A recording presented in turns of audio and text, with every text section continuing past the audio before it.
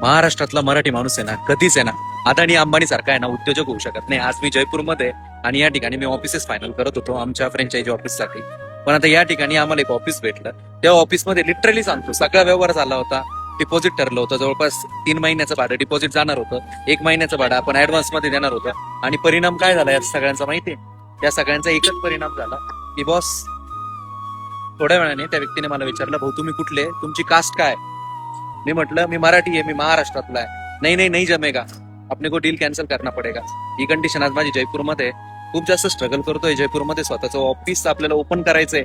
मराठी माणूस जयपूरमध्ये राजस्थानमध्ये येऊन बिझनेस करायचा विचार करतोय, पण इथं सपोर्ट भेटत नाही. आणि साला हे लोक जेव्हा आपल्या महाराष्ट्रामध्ये येतात, आपण मराठी यांना किती सपोर्ट करतो. खरंच राज ठाकरे साहेब जे बोलतात ते खरंय असं वाटतंय. जर तुम्हाला वाटत असेल ना की यार मला काहीतरी सपोर्ट व्हावं, तर प्लीज जयपूर राजस्थानमध्ये कोणी बिझनेसमॅन असेल जो मराठी असेल तर त्यांनी प्लीज मला कनेक्ट करा. मला तुमची मदतीची गरज आहे.